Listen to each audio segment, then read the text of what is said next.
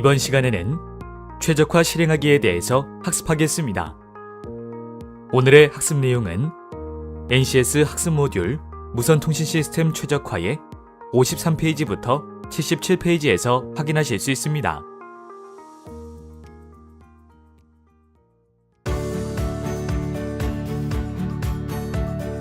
야, 이게 내가 이번에 산 핸드폰이야. 야, 봐봐. 아, 만지면 안 되지. 이거 망가질 수 있잖아. 진짜 깜짝 놀랐나. 심장이. 야, 근데 요새 이거 핸드폰이 전화 거는 거 말고 별게 다 돼. 봐봐. 야, 인터넷, 내비게이션, 쇼핑, 블루투스 다 돼. 야동. 무슨 소리야? 야, 너 왜 그래? 너 좋아하는 거. 아니야. 야구 동영상 얘기하는 건데 너 뭔 소리야? 아, 나 진짜 너 때 진짜. 야, 별거 다 되잖아. 야, 이제 현재 이 4세대에서 5세대로 가고 있는데 정말 옛날에 꿈꾸던 것들이 현실되는 거야. 언제, 어디서, 무엇이든지. 정말 대단하지 않냐? 야, 근데 이 전화선도 없는데 이게 지금 가능한 거. 야, 너 이거 궁금하지 않냐? 궁금하지? 난 이 기술이 진짜 너무 궁금하다. 안녕하세요, 김희준입니다. 이번 시간에는 무선통신 시스템 최적화 실행하기에 대해 배워보는 시간인데요. 오늘도 명쾌한 전문가 김창환 박사님 모셨습니다. 박사님 안녕하세요. 안녕하세요. 김창환입니다. 현대사회는 정말 빠르게 무선통신 기술이 진화하고 있는데요. 부피는 작아지고 기능은 다양해지고 앞으로 또 어떤 놀라운 발전이 있을지 기대가 돼요. 네, 현대사회는 유비쿼터스 IT 시대, 즉 사물 인터넷 시대라고 하는데요. 무선 통신 기능을 이용하여 금융에서 친목에 이르기까지 모든 활동들이 하나의 휴대폰에서 가능하게 되었습니다. 맞아요. 제가 어렸을 때는 정말 꿈도 못 꾸던 일이었는데요. 현대인에게 가장 필수적인 게 스마트폰이 되었잖아요. 네, 이런 것을 가능하게 할 수 있는 것이 바로 무선 통신 시스템입니다. 오늘은 특히 최적화 실행하기에 대해서 학습해 보겠습니다. 이번 시간은 정말 우리 생활과 밀접한 내용이겠군요. 그럼 먼저 오늘의 NCS부터 확인해 볼까요? 이번 시간에 학습할 NCS 기본 정보에 대해서 알아보겠습니다. 이번 시간에는 학습 모듈 무선통신 시스템 최적화에서 능력 단위 요소 최적화 실행하기를 학습합니다. 이번 시간을 통해 여러분은 무선통신 시스템의 RF 출력 최적화를 수행할 수 있으며 전파 음영 지역에 대한 최적화 작업을 할 수 있고 장비별 최적화 파라미터를 확인하고 조정할 수 있습니다.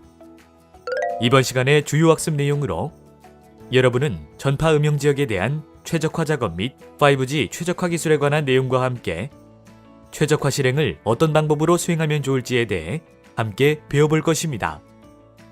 선수학습으로 정보통신개론, 무선통신기술, 통신 시스템의 기초, 창의적 공학 설계, 이동통신공학을 공부해 두시면 좋으며 핵심 용어는 최적화, 지향성, 성능 기준, 전파 음영, RF 출력, 사용 주파수, 장애 요소, 기술 기준, 품질 기준입니다.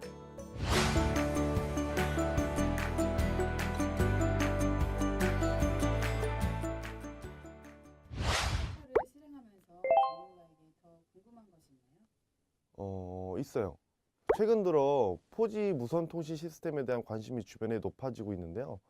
이러한 4G 무선 통신 시스템의 개념과 5G 최적화 기술에 대해서 알아보고 싶네요. 5G 최적화 기술이라 왠지 용어만 들어도 설레는 단어인데요. 인터뷰 대상자의 말씀처럼 최근에는 4G 무선통신 시스템에 대한 관심이 확대되고 있는데요. 네, 그렇죠. 4G 기술은 휴대용 단말기를 이용한 다양한 서비스들을 말하는데요. 휴대폰 하나로 위성망 연결, 무선 랜 접속, 인터넷 간의 끊임없는 이동 서비스가 가능해졌죠. 5G 최적화 기술은 4G 기술의 전송 속도를 개선화시킨 기술입니다. 와, 정말 기대되네요. 이에 앞서 전파 음영 지역에 대한 최적화 작업에 대해서 먼저 알아볼까요?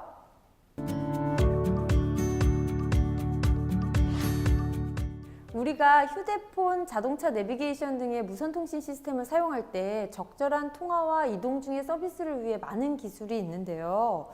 이러한 무선통신 시스템이 최적화의 서비스를 제공하게끔 하는 작업에 대해 알아보고 싶네요. 네, 무선 통신을 사용 시 통신이 어려운 음영 지역이 발생하는데요.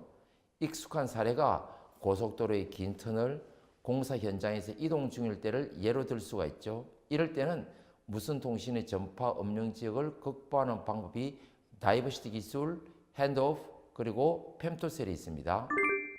다이버시티 기술이란 다수 개의 신호들이 다이버시티를 이용해서 서로 독립적으로 수신된다면 일부 경로의 신호가 낮게 수신되더라도 나머지 다른 수신 신호는 큰 값을 갖게 되어 이들 신호의 결합으로 안정적인 송수신을 이루는 것입니다.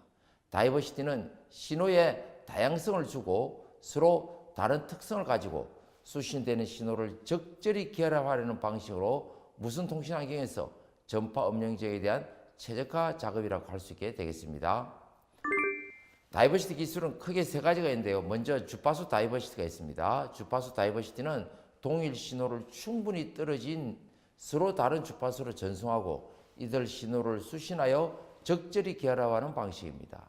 만약에 두 신호가 같은 주파수 응답 특성을 보이는 코헤런스 주파수보다 멀리 떨어져 있으면 두 신호의 수신 특성은 더욱 독립적이라고 할 수 있죠. 그러나 코헤런스 대역폭이 무선 통신 채널 환경에서 500kHz 이상으로 사용하기에 주파수 다이버시티를 얻기 위해서는 매우 큰 대역을 요구하고 있기 때문에 잘 사용하지는 않고 있죠.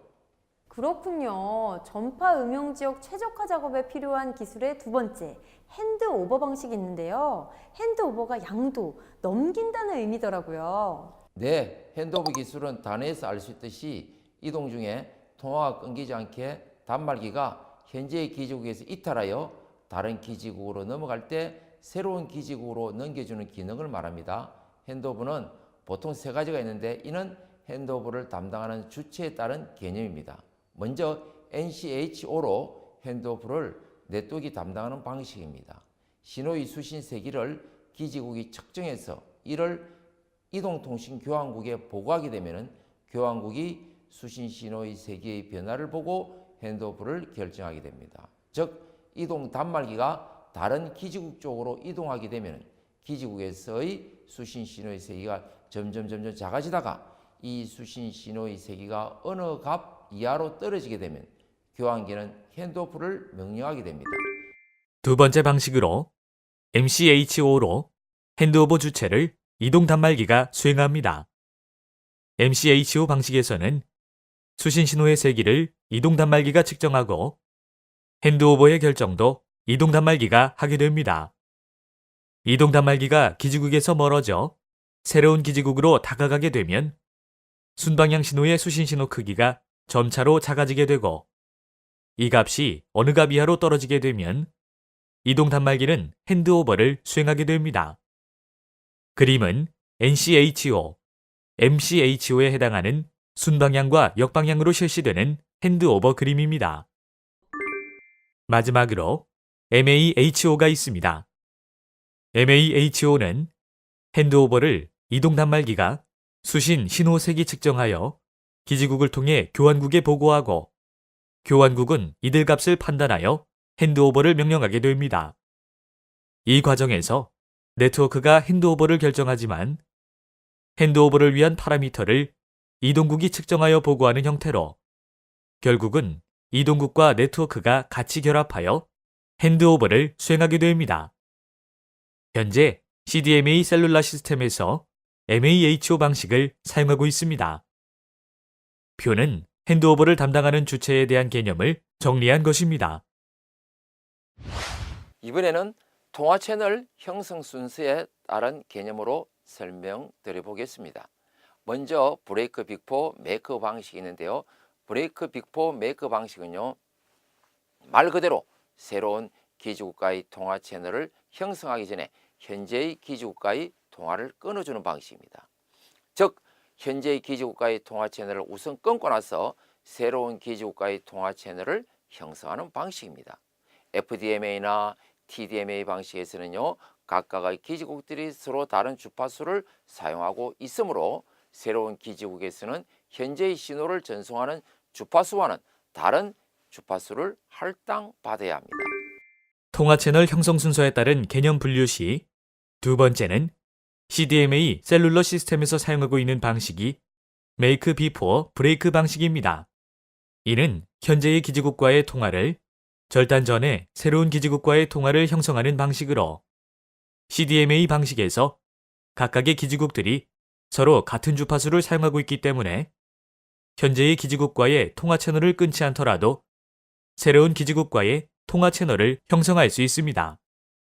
따라서 현재의 기지국의 신호가 약해지면 새로운 기지국과 통화 채널을 하나 더 형성하고 이 두 기지국으로부터의 신호를 결합하기 때문에 거시적 다이버시티가 이루어집니다. 다음으로 femtocel에 대해서 설명해 드리겠습니다. femtocel은요, 소형의 femto 기지국을 통해서 WCDMA, 와이브로 CDMA 2000 및 LTE 단말기로 고품질의 서비스를 고객에게 제공할 수 있는 유무선 통신 네트워크 시장의 중요한 비즈니스 모델입니다. femtocel은요, 천조분의 1을 뜻하는 femto와 이동통신에서 한 개의 기지국이 담당하는 서비스 구역 단위를 뜻하는 셀을 합친 이름으로 기존 이동통신 서비스 반경보다 훨씬 작은 지역을 커버하는 기기 초소형 기지국을 가정 내 유선 IP망에 연결해 휴대폰으로 유무선 통신을 자유롭게 사용할 수 있게 해줍니다.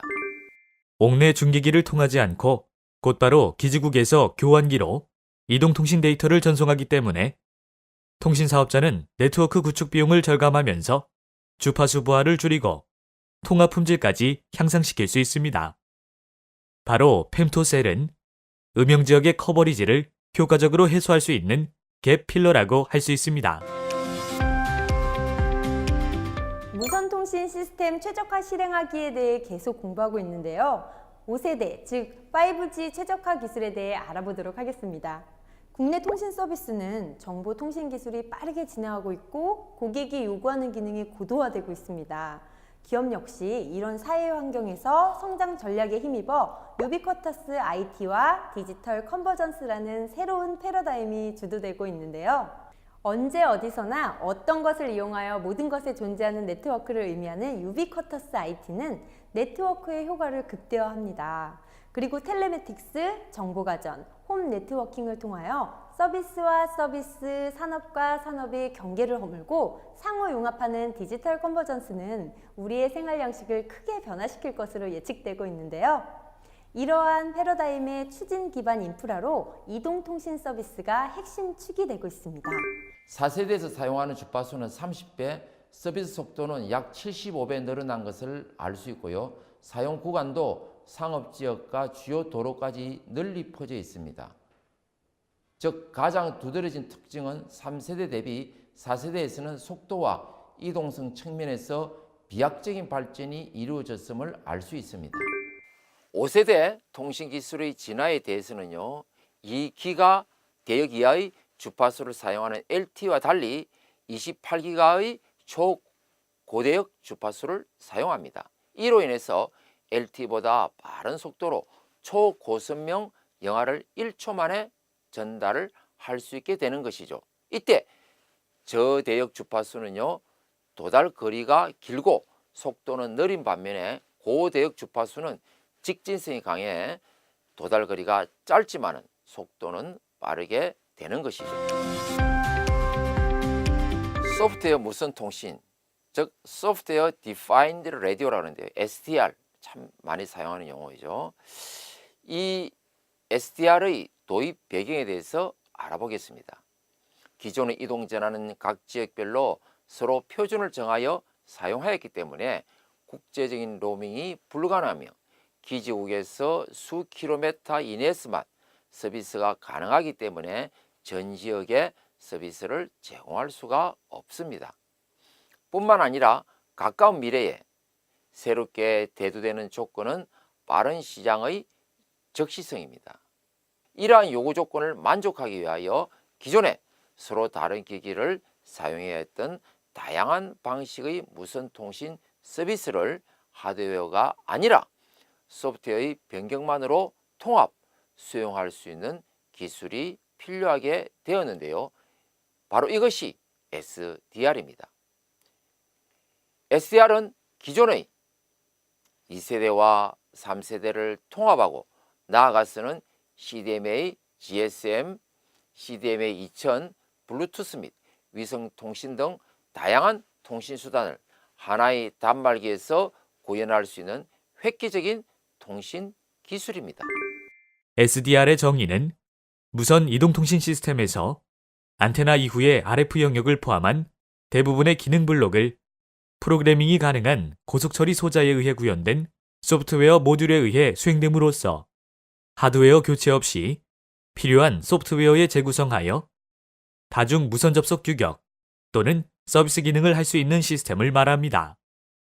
SDR 기술을 이용하여 하나의 단말이나 기지국으로 다양한 무선 통신 서비스를 제공할 수 있으며 통신 사업자는 저렴한 망 구축 비용으로 융통성 있는 망 운용이 가능하게 되는 새로운 기술입니다. 소프트웨어 무선 통신 핵심 기술인 RF 모듈 기술에 대해 알아보겠습니다. RF 모듈의 핵심 기술로는 RF 소자 설계 기술과 안테나 기술로 대별할 수 있으며, 먼저 RF 소자 설계 기술로는 광대역 소형화 기술, 호모다인 설계 기술, 고효율 선형 RF 전력 증폭기, IF 설계 기술을 들 수 있습니다. 두 번째 핵심 기술은 안테나 기술로 스마트 안테나, 칩 안테나, 빌드인 안테나, 그리고 고효율 선형 안테나입니다. 소프트웨어 무선통신 핵심 기술 두 번째는 베이스밴드 DSP 모듈 기술입니다. 소프트웨어는 각각 통신 방식에 따른 모듈레이터부, 채널 코덱부, 이퀄라이저부, 암호화부, 타임 패스 트래킹 등이 소프트웨어 라이브러리화되어 필요한 라이브러리를 베이스밴드 하드웨어 플랫폼상에 다운로드하여 실행합니다. 하드웨어는 고성능의 DSP를 사용하는 방법, 멀티모드의 ASIC를 여러 개 사용하는 방법, 파라미터에 의해 조절 가능한 ASIC를 사용하는 방법, 그리고 FPGA와 같은 리컨피규레이블 로직을 사용하는 방법을 들 수 있습니다. 소프트웨어 무선통신 SDR 기술의 특징을 확인해 보실까요?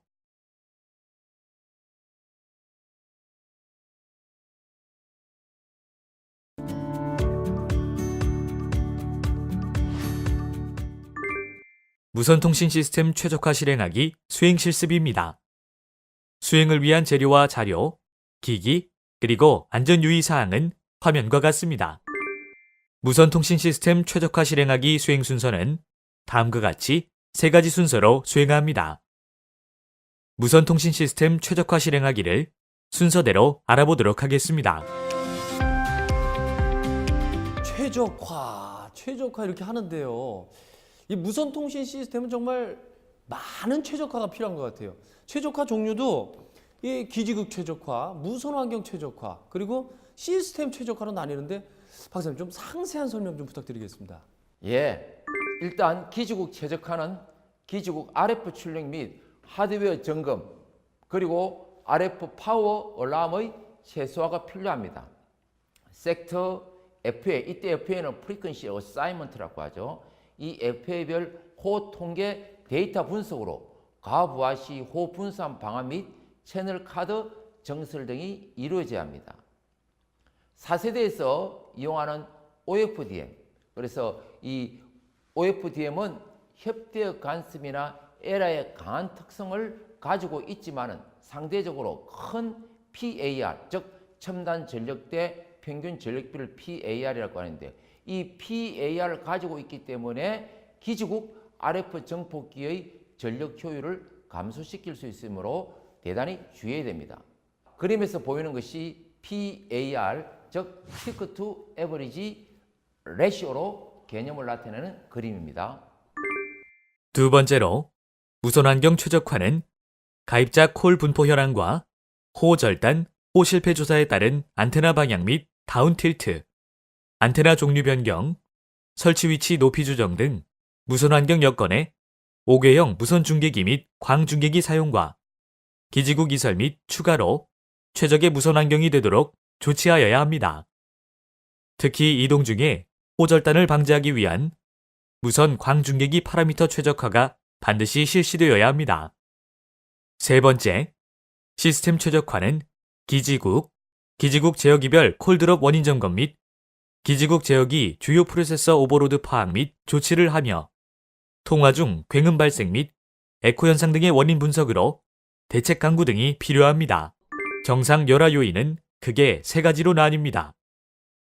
첫째, 감소의 왜곡은 주파수에 따라 출력 레벨이 일정하지 않을 때 생기는 왜곡으로 일정한 신호 세력이 여러 종류의 주파수를 동일한 선로에 흘려보낼 경우 수신 쪽에 도달한 수신 신호 세력을 측정하여 보면 주파수별로 신호 세력의 크기가 다르게 나타납니다. 감쇄 왜곡에 의해 손상된 신호를 일정 거리마다 복구할 필요가 있는데 리피터나 증폭기를 활용합니다. 위상 왜곡은 주파수에 따라 데이터의 도착 시간이 서로 다른 현상을 말하는 것이며 이때 입력 신호의 레벨이 선형 영역 이상으로 클 때 생깁니다.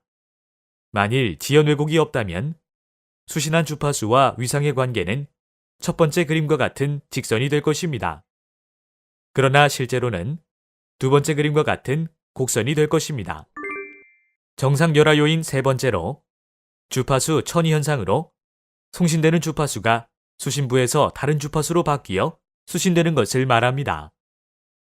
예를 들어 1200Hz가 보내졌는데 수신부에서 1199Hz나 1201Hz로 왜곡되어 수신될 때 이러한 주파수 천이 현상은 주로 주파수 분할 다중화 기법의 사용 시에 발생합니다. 다음으로 비정상 열화 요인에 대해서 나눠보겠습니다. 먼저 백색 잡음에 대해서 여러분도 아시다시피 전 주파수 내에서 일정한 전력 스펙트럼을 가진 연속성 잡음을 말하며 평균값은 0이지만 평균 전력은 무한대므로 사실상 실현 불가능한 잡음이라고 할 수 있게 되겠죠. 이 진포의 분포는요 가우시안 분포를 따르기 때문에 가우시안 잡음이라고 부르며 모든 주파수에 걸쳐서 존재하기 때문에 백색 잡음 즉 화이트 노이즈라고도 부릅니다. 누아는요 두 슬로의 전자결합 또는 정전결합에 의해서 타 수신 슬로에 전달하고자 하는 신호가 미치는 현상을 말합니다. 마이크로웨이브에서는요 이오다는 안테나의 반사 신호가 침입하여 발생하기도 하죠. 때로는 어떤 슬로의 신호가 너무 강하여 다른 슬로에 유도를 일으키기도 합니다. 이를 방지하기 위해서 이오다는 슬로끼리 신호의 세기가 균형을 이루도록 해줘야 되겠죠. 임펄스성 잡음은요 출력 레벨의 불규칙적인 레벨 변동에 의해서 왜곡이 생기는 현상으로 자동차의 점화 잡음이 생길 때 생기고 있습니다. 이오다는 2개 이상의 빗들을 동시에 손상시키므로 흔히 이용되는 페리티 검출 방법으로는 알아낼 수 없는 경우가 많으므로 임펄스성 잡음에 의한 에라의 검출을 위해서는 좀 더 복잡한 에라 제어 방법이 필요하게 되겠죠. 다음으로 페이딩에 관해서 설명해 볼까요? 육상 이동통신 채널에서는요 주택, 빌딩, 산이나 숲과 같은 여러 지형 지물에 의해서 전파가 산란되거나 반사되어 여러 가지 다른 경로를 거쳐서 수신되는데 수신기에서는 이 신호들이 모두 합쳐진 형태로 나타나서 수신 신호의 크기와 위상이 원래 송신된 신호와는 다르게 되어 시스템의 성능을 크게 저하시키는 원인이 됩니다. 이러한 다중 경로에 의한 신호의 왜곡 현상을 바로 페이딩이라고 할 수 있게 되겠습니다. 마지막으로 상호 변조 잡음에 대해서 설명해 보겠습니다. 전송계로 전달되는 2개 이상의 신호가 정폭기에 입력되는 경우 상호 변조 잡음이 발생하는 현상인데요. 전송계의 비선형성에 의해서 인가된 각각의 신호 주파수의 합 또는 차등의 주파수가 생성되고 이 현상에 의해서 방해파가 발생합니다. 지금까지 배운 내용을 다시 한번 되짚어 보겠습니다. 중요한 내용을 다시 한번 기억해 보시기 바랍니다. 최적화 실행하기 위해서 전파음영 지역에 대한 최적화 작업을 위한 기술은 세 가지로 나뉩니다. 전파음영 지역을 극복하기 위해 다이버시티 기술을 사용하는데, 이는 신호의 다양성을 주고 서로 다른 특성을 가지고 수신되는 신호를 적절히 결합하는 방식입니다.